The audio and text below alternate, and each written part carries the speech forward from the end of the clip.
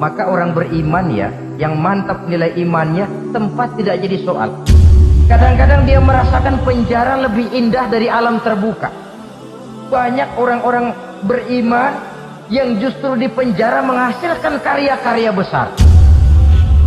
Kita tahu misalnya almarhum Hamka justru di penjara bisa menyelesaikan tafsir Al-Azharnya, salah satu karya besar pujangga terkemuka ini.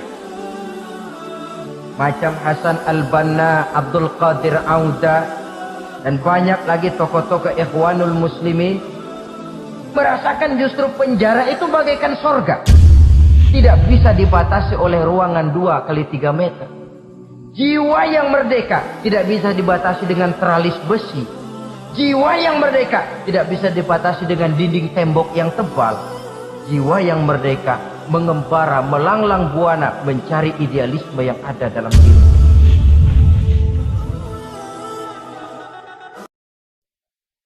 Assalamualaikum warahmatullahi wabarakatuh. Waalaikumsalam warahmatullahi wabarakatuh. Bismillahirrahmanirrahim. Alhamdulillahi rabbil alamin. Wassalatu wassalamu ala ashrafil anbiya'i wal mursalin, imamil muttaqin, sayyidil ghurril muhajjalin, sayyidina wa maulana Muhammadin wa ala alihi wa ashabihil mujahidin at-tahirin, amma ba'du. Saudara-saudara kaum muslimin rahimakumullah.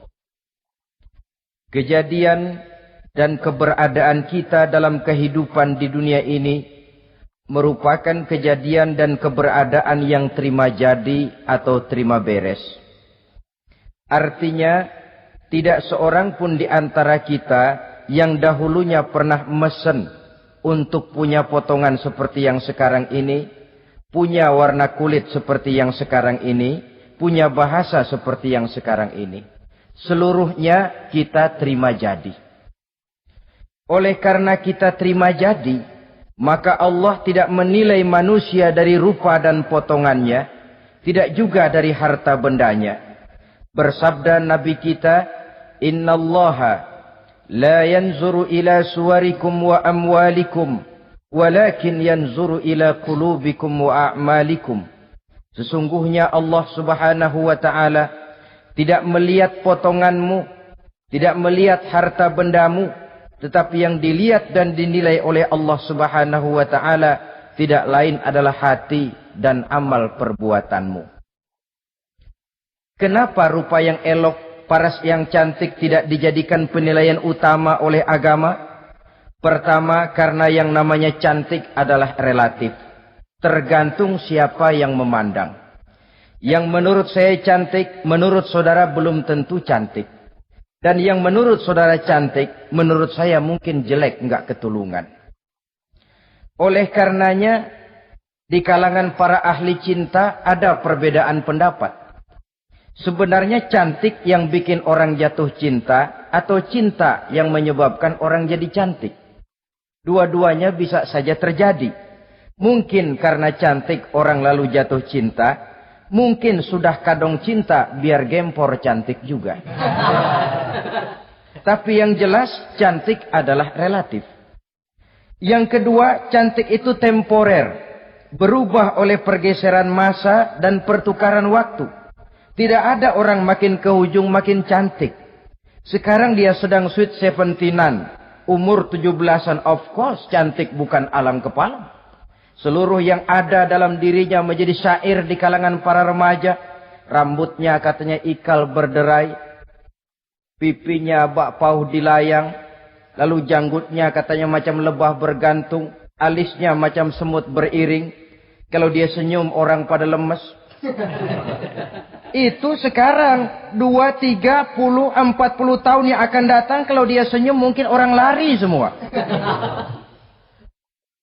Cantik itu temporer. Dan yang ketiga, di atas langit masih ada langit lagi.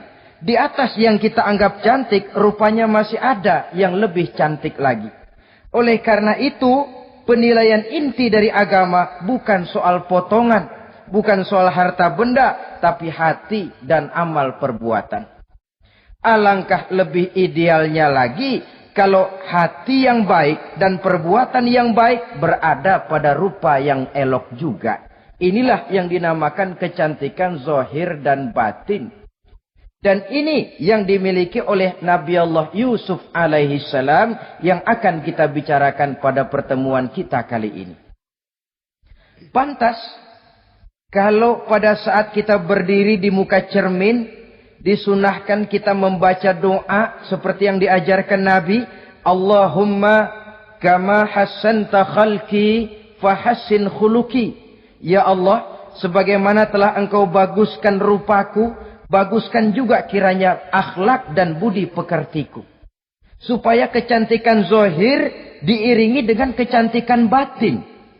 So apa gunanya zahir yang cantik kalau batinnya berbahaya?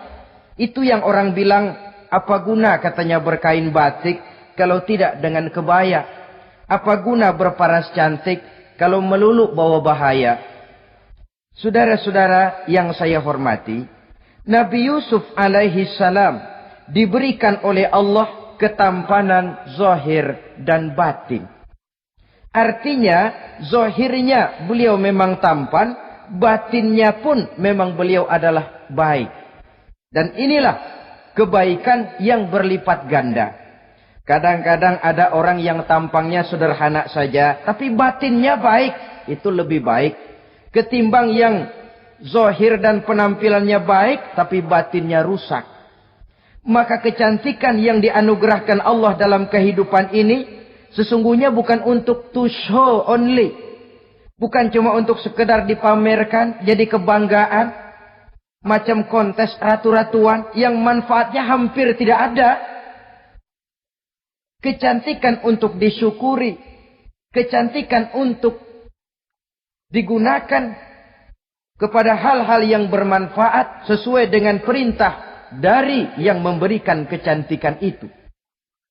Saudara-saudara yang saya hormati, Nabi Yusuf alaihi salam seorang nabi yang oleh Allah diberikan kecantikan zahir dan juga kecantikan batin.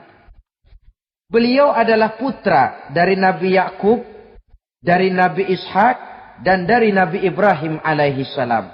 Artinya, ayah beliau bernama Nabi Yakub, kakeknya adalah Nabi Ishak, dan datuknya adalah Nabi Ibrahim alaihi salam. Ia bersaudara sebanyak 11 orang. Dari 11 orang saudaranya ini, hanya satu yang seibu sebapak, yaitu Benyamin. Sedangkan yang lain adalah saudara dari lain ibu. Nah, sejak kecil, Nabi Yusuf ini sudah memperlihatkan tanda-tanda bahwa di kelak kemudian hari dia akan tumbuh menjadi seorang besar. Sebab itu wajar kalau ayahnya memberikan perlakuan yang agak istimewa kepada Nabi Yusuf. Dan ini tentu memancing sifat iri dari saudara-saudaranya yang lain. Apalagi pada satu malam Nabi Yusuf di kala remaja itu pernah mimpi. Mimpi ini beliau ceritakan kepada ayahnya. Kata beliau, "Ya abati, inni ra'aitu ahada asyara kawkaba wasyamsa wal qamara ra'aituhum li sajidin."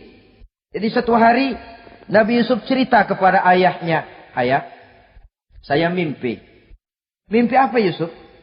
"Saya melihat dalam tidur saya ada 11 bintang, lalu matahari dan bulan. Saya lihat seluruhnya sujud kepada saya."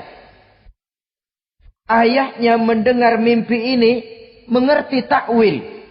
Lalu pesan kepada Nabi Yusuf, "Yusuf, mimpi ini jangan kau ceritakan kepada saudara-saudaramu. Mereka sudah punya pandangan yang tidak baik kepada dirimu. Kalau ini kau ceritakan, mungkin akan membahayakan bagi dirimu." Sebab rupanya, saudara-saudaranya yang lain ini iri hati kepada Nabi Yusuf, yang mempunyai keistimewaan dan mendapat perhatian istimewa juga dari orang tuanya. Saudara, kita tahu ini sesuatu yang wajar dalam kehidupan. Pepatah bilang, likulli zi ni'matin mahsudun. Tiap kali kita mendapat suatu nikmat, bakal ada orang yang hasud. Iri hati, dengki. Itu watak kehidupan. Kalau kita jatuh miskin, orang tepuk tangan. Kalau kita jadi kaya, orang tanya berdukun kemana. Wajar saja. Likulli zi ni'matin mahsudun. Tiap kali kita mendapat suatu nikmat, tentu ada yang hasud, ada yang iri, ada yang tidak senang. Begitu juga halnya dengan saudara-saudara Nabi Yusuf alaihi salam. Dan watak iri hati ini tidak cuma tinggal iri hati. Mereka buktikan lewat tindakan konkret. Suatu hari mereka musyawarah, saudara-saudara yang iri ini. Saudara-saudara, bapak kita enggak adil. Masa Yusuf mendapat perlakuan istimewa? Wa nahnu usbah, sedangkan kita ini golongan yang lebih besar. Dari 12 orang anaknya, masa cuma satu Yusuf yang mendapat perlakuan lebih istimewa? Kita ini yang 11 dianggap angin apa? Enggak adil abah kita ini. Iya, tapi caranya bagaimana? Apa kita omelin bapak? Jangan. Habis Yusuf singkirin.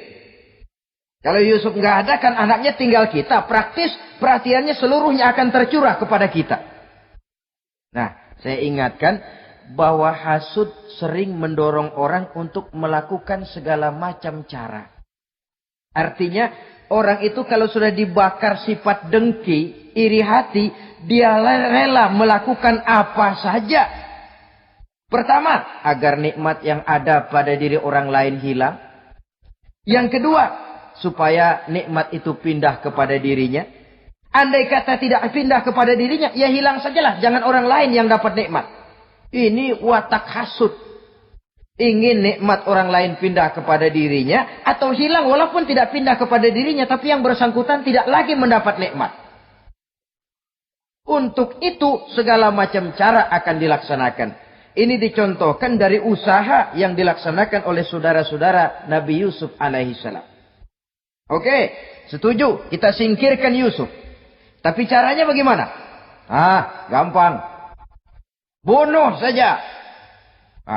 Kalau bunuh sih, rasa-rasanya tidak sampai hati membunuh Yusuf. Lalu bagaimana? Kita kucilkan saja dia. Kita asingkan dari sini, kita buang jauh-jauh, supaya dia tidak ada lagi kelihatan dalam pandangan Abah. Kalau dia sudah tidak ada dalam pandangan Abah, yang dilihat cuma kita dan seluruh kasih sayangnya akan tercurah kepada kita semua. Nah, setujulah kalau itu. Caranya nanti kita atur belakangan. Jadi satu hari permisilah saudara-saudaranya ini kepada Nabi Yakub. Abah, kami permisi mau pergi main-main dan Yusuf akan kami ajak.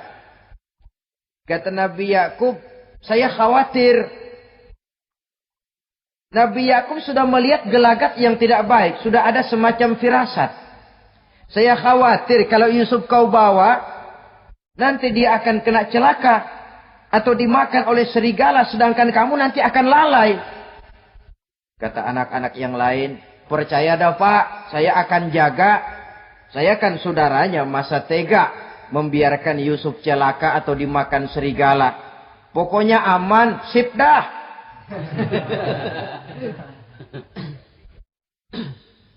Sampai akhirnya Nabi Yakub mengizinkan. Pergilah 12 bersaudara ini pergi bermain-main.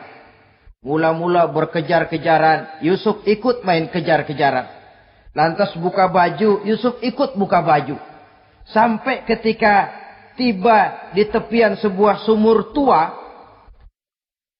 rencana yang sudah disepakati itu dilaksanakan. Nabi Yusuf diangkat beramai-ramai, digotong, lalu dimasukkan, diceburkan ke dalam sumur mati itu. Kemudian baju Nabi Yusuf itu mereka basahi dengan darah kambing. Setelah itu mereka pun pulang menemui Nabi Yakub alaihi salam dengan rasa sedih yang dibikin-bikin. Ini penyakit hasud. Jadi kalau orang hasud kepada kita, Begitu kita mendapat kesulitan, dia datang dengan air mata buaya. Belaga sedih, belaga ikut berduka cita. Padahal sih hatinya sorak. Padahal batinnya girang bukan main. Pak, saya ikut berduka cita. Pak, saya ikut sedih. Padahal hatinya biar mampus loh. Ini yang dilakukan oleh saudara-saudara Nabi Yusuf. Mereka datang dengan air mata berurai, nangis. Abah, ketika kami sedang main-main, Abah, kami lupa, kami tinggalkan Yusuf sendirian. Ketika kami balik, kami cuma mendapati bajunya sudah berlumur darah. Barangkali saudara kami Yusuf dimakan oleh serigala. Nabi Yakub tercenung. Ternyata firasatnya adalah benar.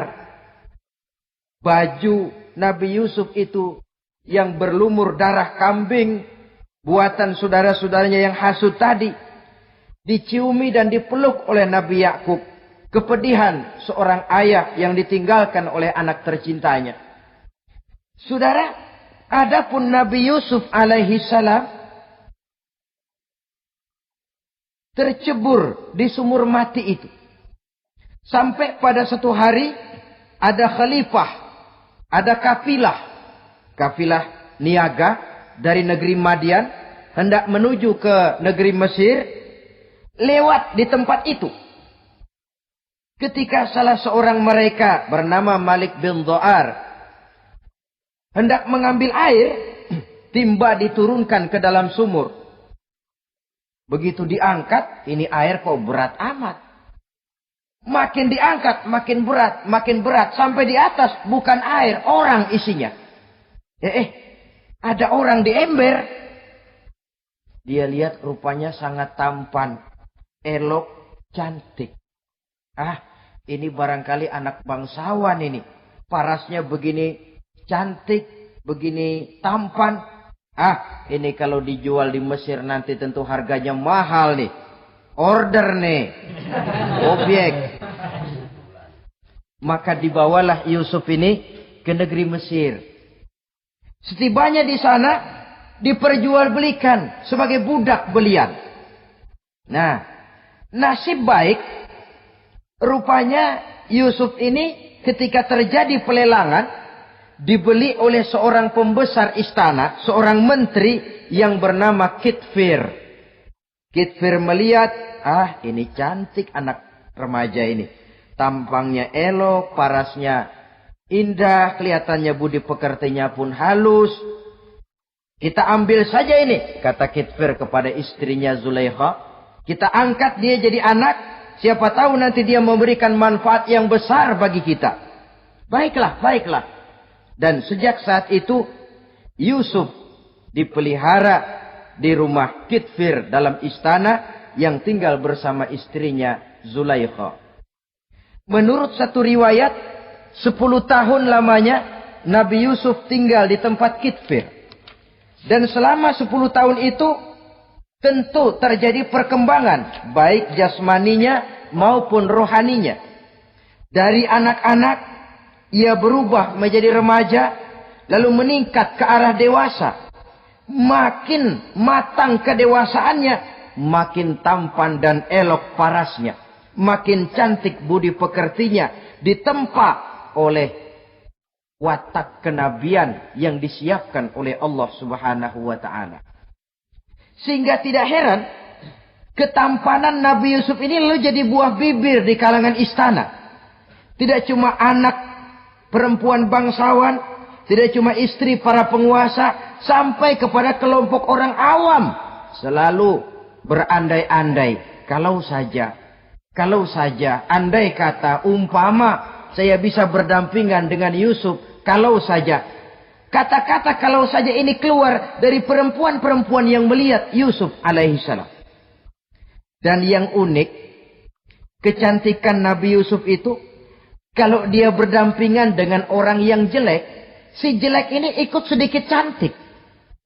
Biasanya kan kalau ada orang ganteng, duduk berdampingan sama orang jelek, yang ganteng makin kelihatan kegantengannya, yang jelek makin demek. Itu biasanya.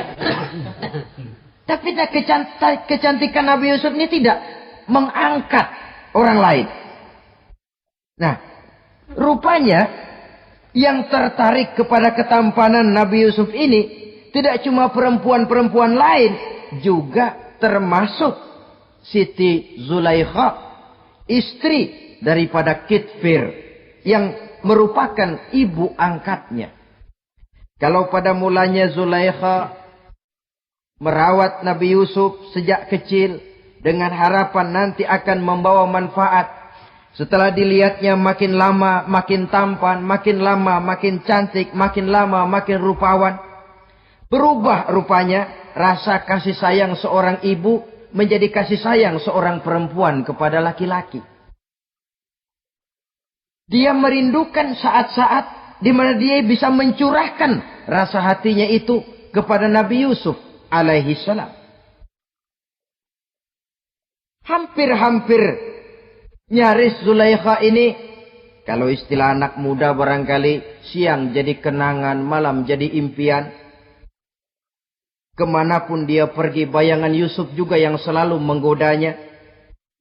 Selalu ditunggunya saat-saat yang mungkin untuk dia bisa menyampaikan hasrat hatinya kepada Nabi Yusuf alaihi salam. Dan saat itu pun datang. Satu hari Kitfir harus menghadiri persidangan negara. Rumah besarnya lenggang, para pembantu kebetulan tidak seorang pun ada di dalam. Inilah saat yang ditunggu-tunggu oleh Zulaikha. Keluarlah ia dari kamarnya dengan pakaian yang tipis sewarna dengan warna kulitnya, sehingga pakaian dalamnya nyaris tembus. Dengan langkah yang diatur sedemikian rupa, memancing rangsangan, ia datang menghampiri Yusuf alaihi salam. Lalu dengan suara lemas memelas, ia pun memanggil Yusuf. Ada apa tuanku? Sini yang. Kalau bahasa kita. Melihat mendengar suaranya yang lain dari hari-hari biasa. Apalagi melihat pakaian Zulaikha yang begitu tipis. Jantung Nabi Yusuf berdetak sangat cepat. Darah mengalir dengan cepat. Maklum, beliau juga manusia, laki-laki, normal terlepas dari kenabiannya. Jantungnya dak-dik-duk. Kemari Yusuf, sini. Ada apa tuanku? Sudah lama Yusuf. Lama apa tuanku? Saya memendam rindu kepadamu Yusuf. Siang malam engkau juga yang jadi tumpuan harapan saya. Kemanapun saya pergi seakan wajahmu juga yang saya lihat Yusuf. Tidur saya jadi tak nyenyak. Makan saya tak pernah membawa kekenyangan Yusuf. Tidur yang biasanya mendatangkan semangat seolah semuanya pergi meninggalkan saya Yusuf. Hembusan sepoi pagi mengusap bunga merekah dalam taman yang biasanya membawa keindahan, semuanya telah berganti dengan keindahan wajahmu Yusuf. Sinilah sebentar, penuhi hasrat hati saya. Saya segan tuanku. Segan kenapa Yusuf? Saya tidak mau mengkhianati tuan saya yang telah berbuat baik kepada saya. Apakah saya juga tidak pernah berbuat baik kepadamu? Benar, Tuhan juga berbuat baik kepada saya. Tapi pantang saya mengkhianati majikan saya. Yusuf, sekarang kesempatan yang baik. Kitfir, suami saya, sedang menghadiri persidangan penting di negara, di istana. Dan rasanya akan lama dia baru kembali. Sementara para pembantu kita tidak ada di sini. Saya malu tuanku, saya segan. Malu kepada siapa? Tidak ada yang tahu. Tidak ada yang lihat. Allah. Saya takut. Saya malu kepada Allah tuanku. Padahal kalau menurut ukuran hati. Quran menjelaskan. Walaqad hammat bihi wa hamma biha. Sebenarnya Zulaikha cinta kepada Yusuf. Yusuf pun senang kepada Zulaikha. Saat itu iblis sibuk bukan main memasang jerat. Pasang besi berani biar pada nyetrum.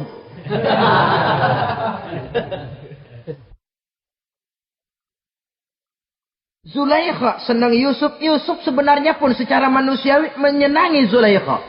Walaula an ra'a burhana rabbih. Tapi Yusuf ketika itu melihat larangan Allah, peringatan Allah. Seolah-olah dia lihat Allah mengatakan, Yusuf, ini letter S. Dilarang parkir di sini. Menurut satu riwayat, Nabi Yusuf melihat ayahnya, Nabi Yakub, melambai-lambaikan tangan menyetop. Seolah-olah melarang dia meneruskan langkahnya. Riwayat lain menjelaskan, seolah-olah Nabi Yusuf dibisiki oleh malaikat Jibril. Yusuf, kalau kamu kalah sekarang, kamu sama saja gajah kemasukan semut di kupingnya terus mati. Tapi kalau kamu menang, kamu adalah gajah yang tidak terkalahkan. Ada semut mati oleh, ada gajah mati oleh semut. Alangkah memalukan. Binatang yang begitu besar jatuh hanya oleh binatang yang begitu kecil. Artinya apa? Kau akan jadi orang besar, Yusuf. Apakah harus gagal dan jatuh cuma karena bujuk rayu seorang perempuan macam ini? Satu riwayat menjelaskan semacam itu. Sehingga mantap Yusuf. Maaf tuanku, saya malu kepada manusia. Saya malu kepada majikan, tapi saya lebih malu lagi kepada Allah. Saat ini majikan tidak tahu, orang seorang pun tidak ada yang lihat, tapi Allah pasti lihat. Itu yang saya malu. Ah Yusuf, jangan sok kalem, Sob. Mumpung situasi mengizinkan, mubazir nih. Zulaikha pun berangkat pergi ke tempat pembaringan, ke tempat tidur. Lalu dengan pose yang merangsang, aduhai, melambai-lambaikan tangannya, hai talak, Yusuf sini, Yusuf kemari. Nabi Yusuf dipelihara oleh Allah. Ketika Nabi Yusuf tetap menampakkan keengganannya, Zulaikha jadi berang. Ya namanya istri pembesar ditolak oleh anak muda yang menurut penilaian dia nggak ada apa-apanya. Lu kan kecemplung di sumur, gua pungutin. Cuma sekedar segini aja nggak mau nurutin. Kebangetan amat. Bukan Zulaikha kalau nggak nekat.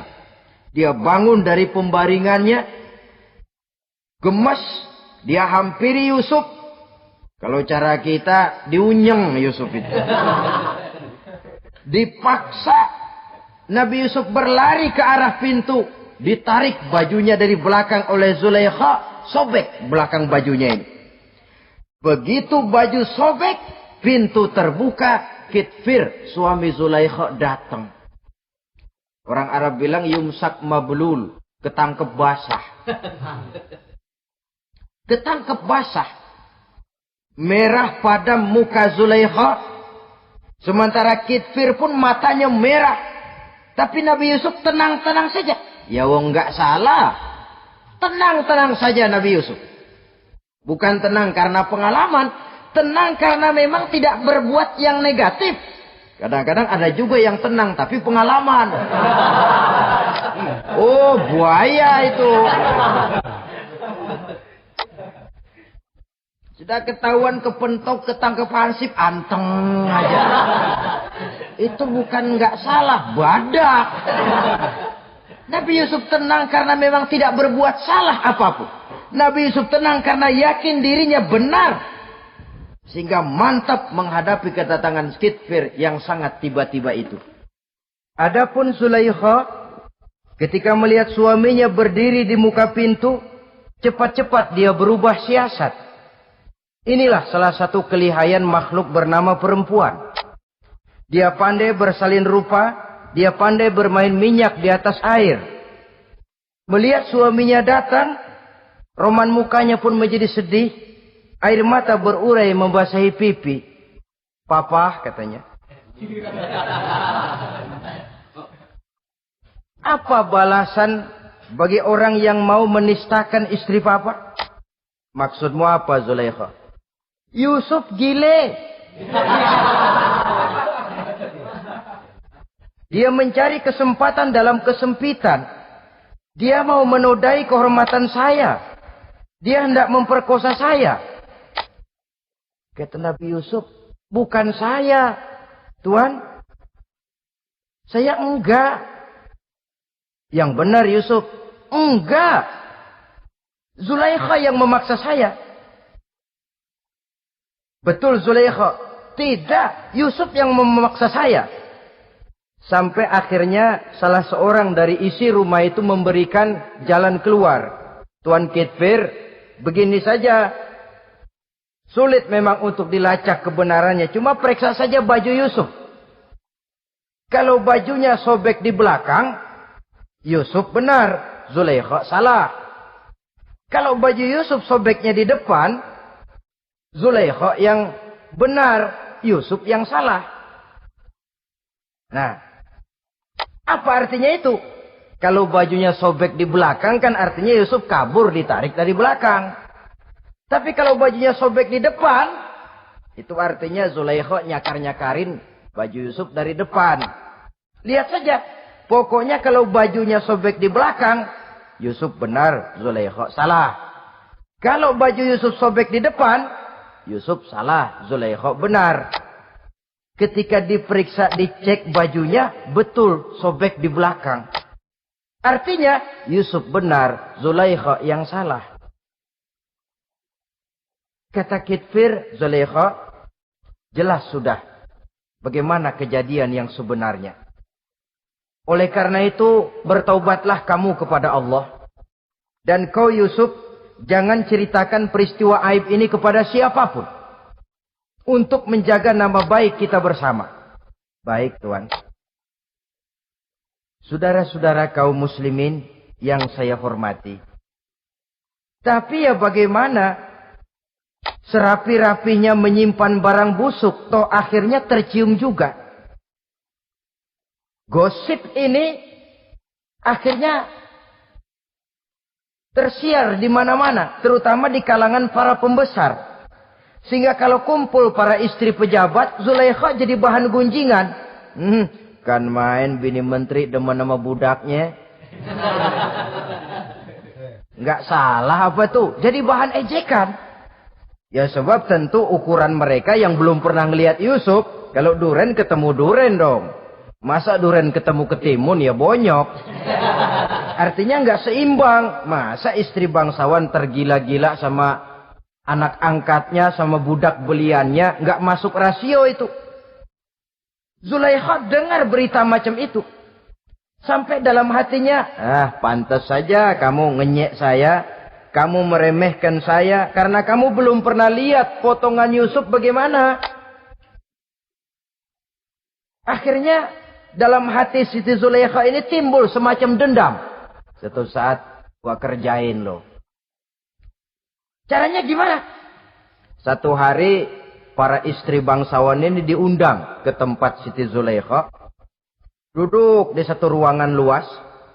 Setelah duduk, dihidangkan makanan. Makanannya aneh. Cuma buah sama pisau. Ketika buah dan pisau sudah siap, satu orang satu. Ketika mereka sedang mengupas buah itu, Zulaikha berkata kepada Nabi Yusuf, Yusuf, kau jalan dari sini ke sana, melintas. Kayak peragawati gitu. Untuk apa Tuan? Pokoknya jalan aja dah. Nabi Yusuf jalan. Sejak beliau melangkah ke ruangan itu, semua mata perempuan-perempuan bangsawan yang lagi ngupas buah, semuanya tertuju kepada Yusuf. Ada yang matanya emang belok, makin belok.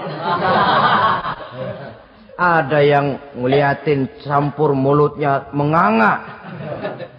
Apa kata mereka? Falamma ra'ainahu akbarnahu wa qatta'na aydiyahunna wa qulna hasya lillah ma hadza bashar in hadza illa malakun karim.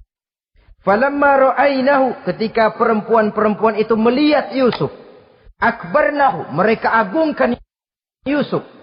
Wa qulna hasya lillah, mereka bilang, ini sih bukan orang nih. Ini malaikat nih. Bukan orang. Nah, orang segini cakepnya. Artinya belum pernah mereka lihat paras yang secantik dan setampan itu. Akibatnya apa? Nggak berasa mau motong buah keiris tangan. Rata-rata perempuan yang ada di situ tangannya pada luka. Kenapa? Mau motong buah, mata kemana, mulut kemana, tangan kepotong. Melihat itu semua, Zulaikha puas. Nah, kamu baru melihat sekejap. Bagaimana saya yang siang malam melihat Yusuf? Bagaimana saya yang tiap saat hidup bersamanya?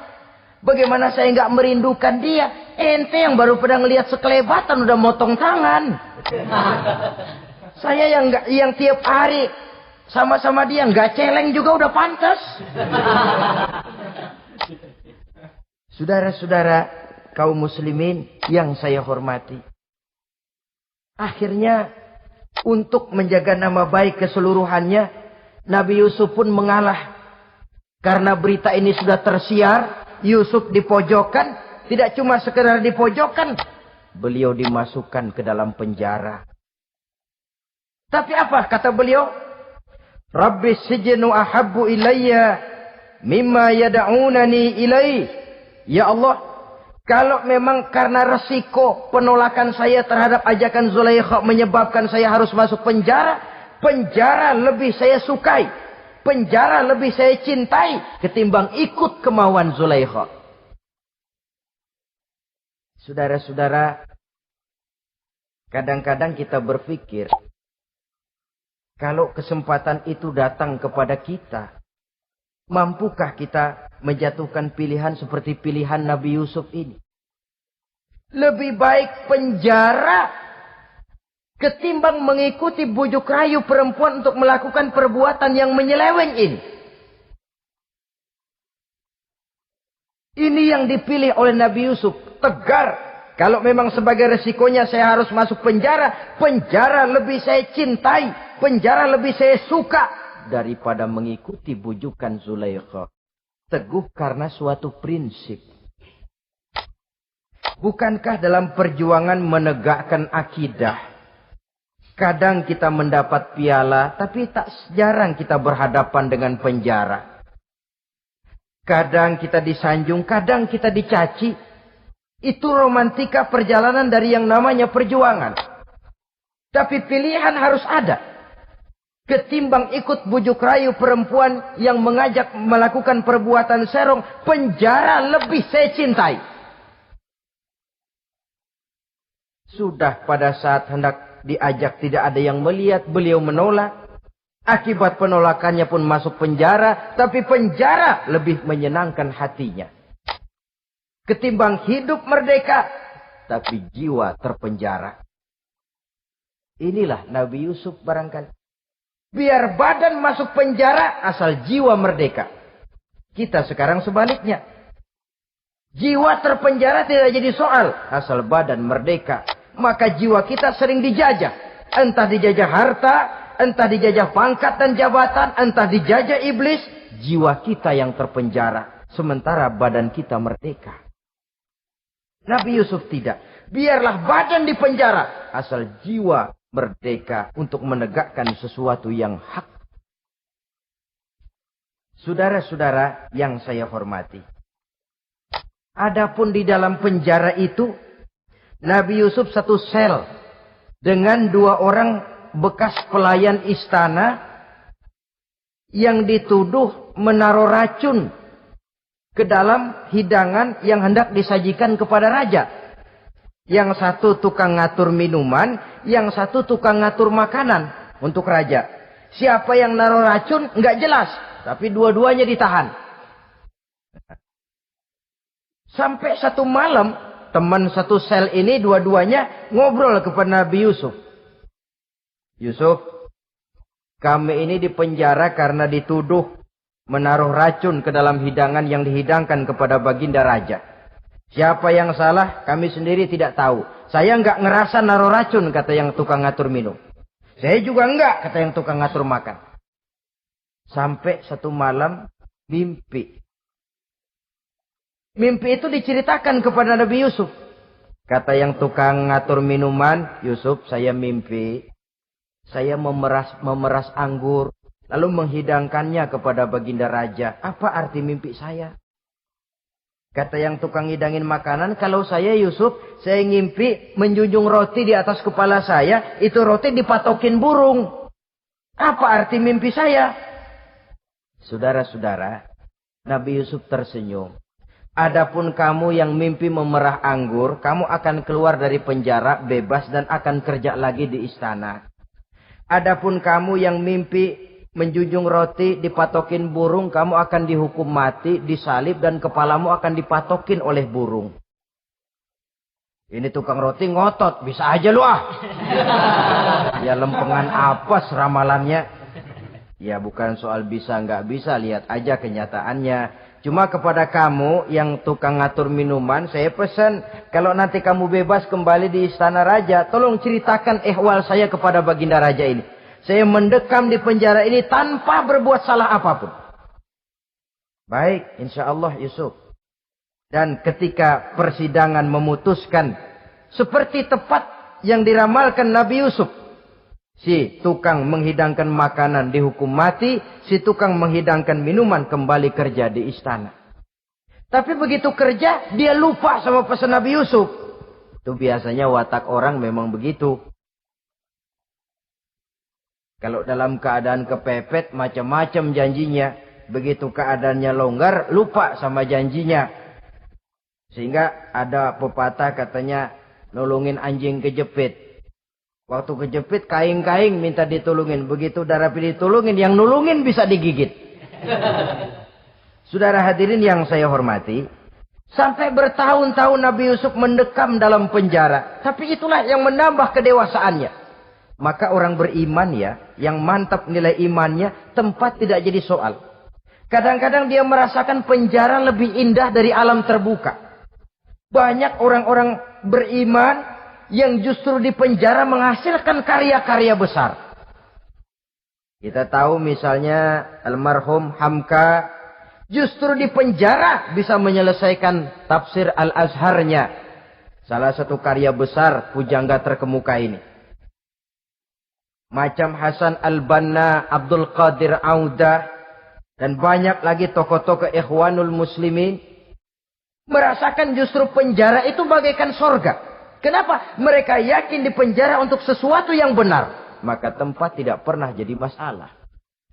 Kalau jiwa merdeka puluhan tahun mendekam di penjara, tidak akan merupakan satu rasa yang lama. Kenapa? Jiwa tidak bisa dibatasi oleh ruangan 2x3 meter. Jiwa yang merdeka tidak bisa dibatasi dengan teralis besi. Jiwa yang merdeka tidak bisa dibatasi dengan dinding tembok yang tebal. Jiwa yang merdeka mengembara, melanglang buana, mencari idealisme yang ada dalam dirinya. Itu yang dirasakan oleh Nabi Yusuf alaihi salam. Untungnya satu malam raja ngimpi. Untungnya ini. Ngimpinya luar biasa. Ada 7 ekor lembu gemuk-gemuk. Makanin 7 ekor lembu yang kurus-kurus. Lalu ada 7 batang gandum yang isinya gemuk-gemuk. Ada 7 batang gandum yang sudah layu-layu. Nah, pagi-pagi ini seluruh dukun-dukun istana dikumpulin. Para ahli nujum apel menghadap baginda raja. Nujum, dukun, ada apa Tuan Raja? Tadi malam saya ngimpi. Ada 7 ekor lembu gemuk-gemuk memakan 7 ekor lembu yang kurus-kurus. Coba takwilkan apa arti mimpi saya itu. Dukun kata, baru tumben nih. Dengar mimpi begini. Kata Nujum ditanya Nujum godek. Ah, Tuan Raja itu mah kembang tidur aja kali ah. Tidak seorang pun yang mampu mentakwilkan arti mimpi baginda.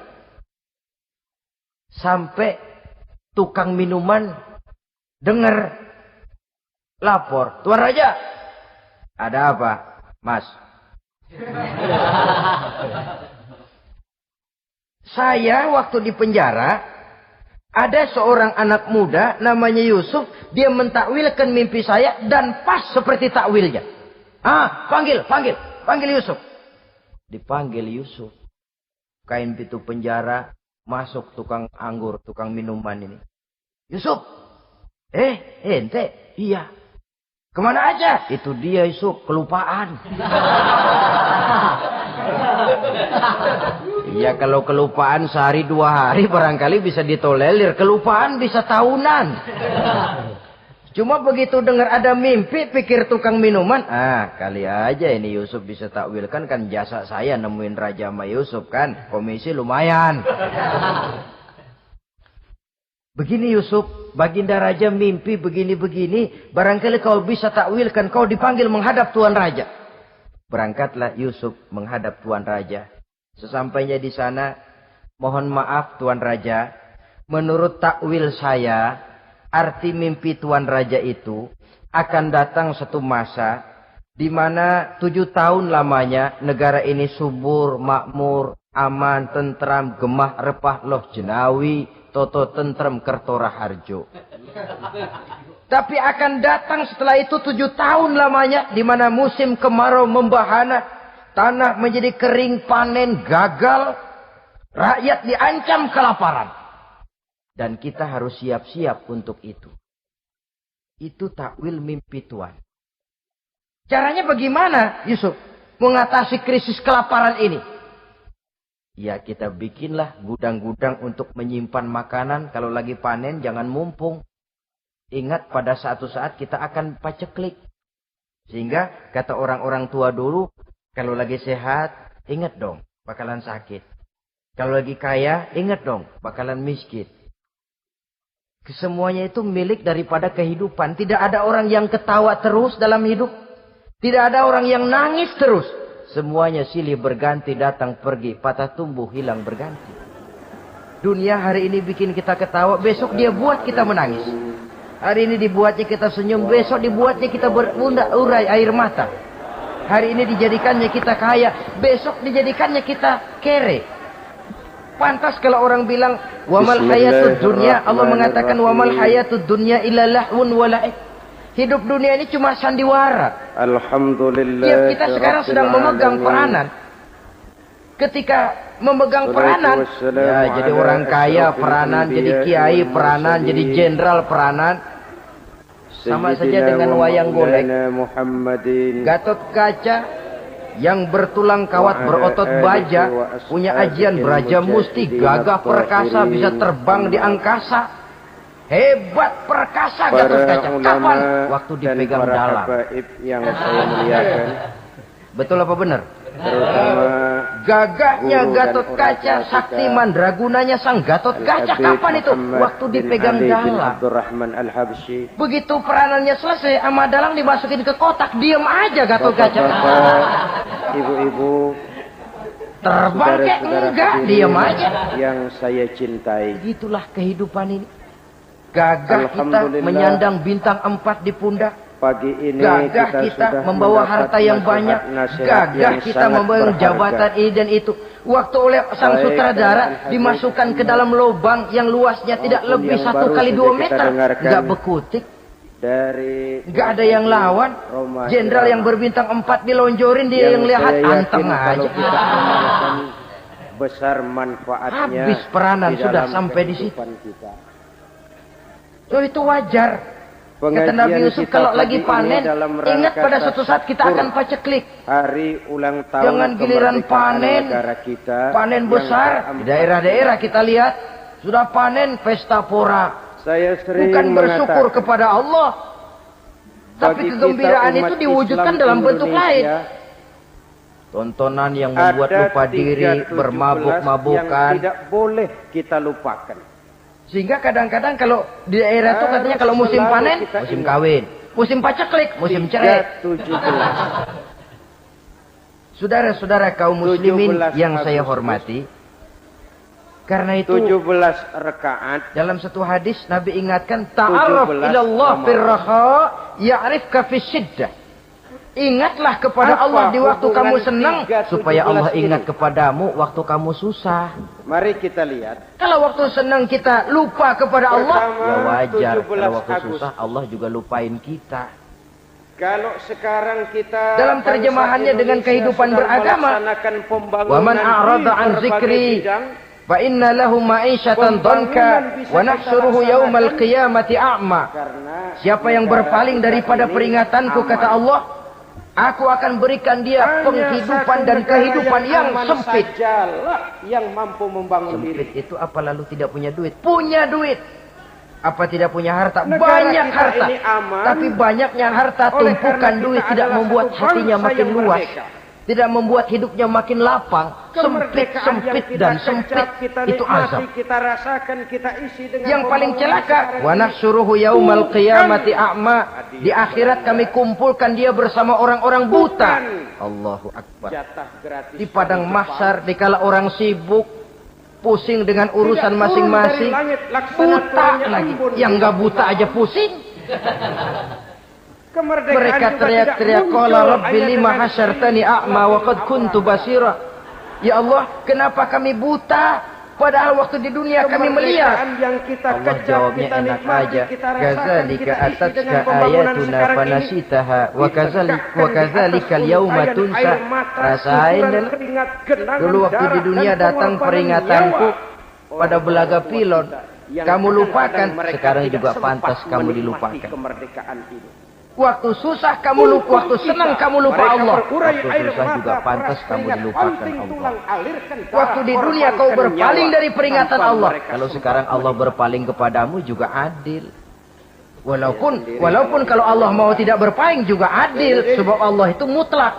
Kamu Tidak ada omong saja yang membatasi apa yang dimaui oleh Allah. besar. Apa jasamu dalam Saudara-saudara kaum menegakkan muslimin, kemerdekaan itu pesan Indonesia? Nabi Yusuf. Saya jawab, tidak. Bikin gudang yang besar, simpan bahan makanan Kenapa untuk tidak ada? persediaan Karena musim tahun kemarau. 45 saya belum Kalau keluar. begitu sekalian aja deh Yusuf. Sekalian bagaimana Tuan Raja? Kau saya angkat jadi Tapi menteri saya kan urusan harus jadi makanan orang yang tahu dan diri. urusan kemakmuran. Kalau sekarang saya bisa minum air kelapa Tuan karena Raja, orang-orang tua saya dahulu sudah apa nanam enggak pohon terbukti? kelapa. Kau Kalau bisa sekarang mentakwilkan saya mimpi menikmati saya, indahnya bahkan kau bisa mencari kita jalan merdeka. keluar. Karena orang-orang Ini tua sudah kita sudah berjuang sesuatu merebut yang kemerdekaan ini. Menguntungkan Yusuf. Mencari jalan keluar ini pemikiran yang menteri saya belum bisa berpikir kayak kamu. Sudah, kau pegang jabatan ini. Mengisinya. بهداية Apa hubungan 17 Agustus dengan 17 rakaat? جمال